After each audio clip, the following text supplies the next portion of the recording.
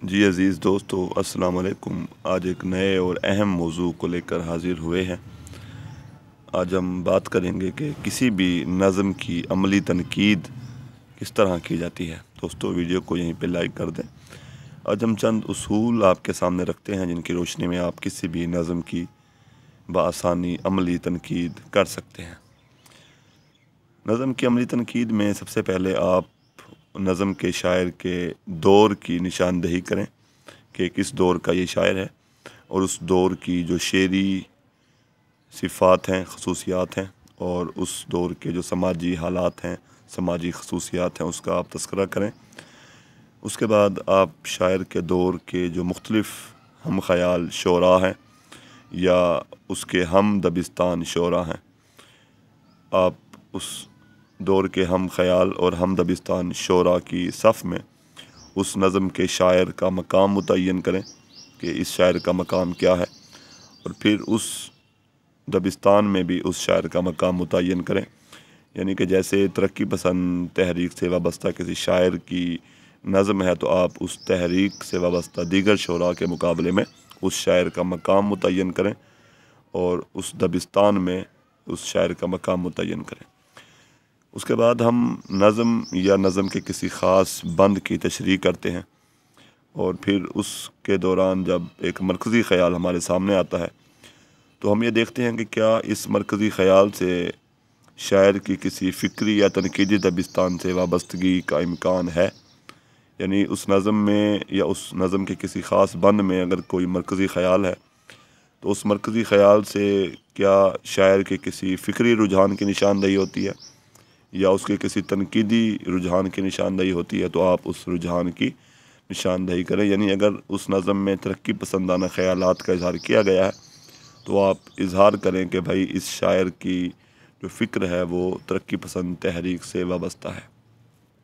इसी तरह नज़म या ख़ास बंद के मरकज़ी ख़याल के हवाले से अगर आपके जहन में किसी दूसरे शायर का कोई कलाम या शेर आ रहा है, तो आप उस शेर का तज़किरा करें और फिर इन दोनों का आपस में ताल्लुक़ या इख्तलाफ जो है उसको भी आप यहाँ पे वाज़े करें, और इस इख्तलाफ की और ताल्लुक़ की अहमियत की भी आप निशानदही करें।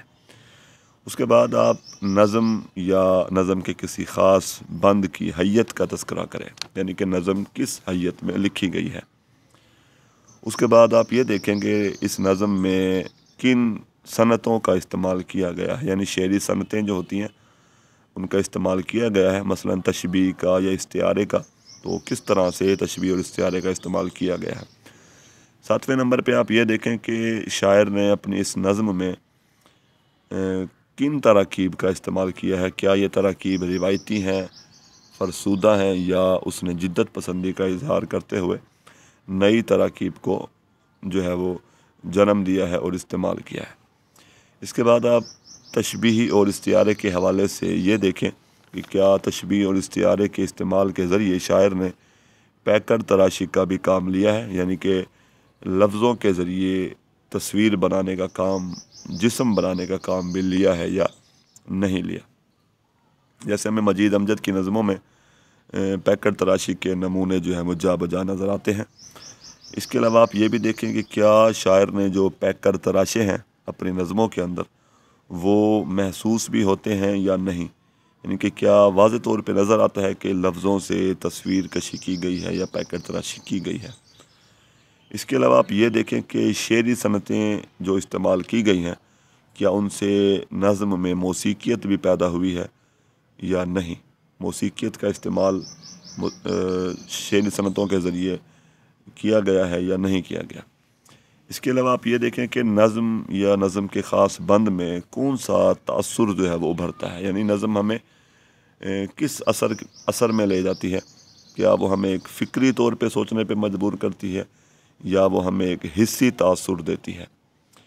इसके अलावा आप नज़म के अंदर जो अलामतें अगर पोशीदा हैं, तो आप उन अलामतों को समझने की कोशिश करें, उन अलामतों के मानी और मफ़ाहीम तक रसाई हासिल करने की कोशिश करें। इसके अलावा आप नज़म के उन्वान को भी गौर से देखें कि क्या ये नज़म किसी अलामत के तहत जो है वो तख्लीक किया गया है یا اس نظم کا کوئی خاص معنی بھی، اس عنوان کا کوئی خاص معنی بھی ہے، تو اگر اس نظم کا جو عنوان ہے وہ علامتی حیثیت رکھتا ہے تو آپ اس علامت کی بھی نشاندہی کریں، اور آخر میں آپ اس نظم کو جو ہے وہ ایک مقام عطا کریں گے کہ اردو شاعری میں اس نظم کا کیا مقام و مرتبہ ہے۔ تو ان درج ذیل جو ہے وہ اصولوں کے تحت آپ بآسانی کسی بھی شاعر کی نظم کے عملی تنقید کرنے کے قابل ہو سکتے ہیں۔ شکریہ۔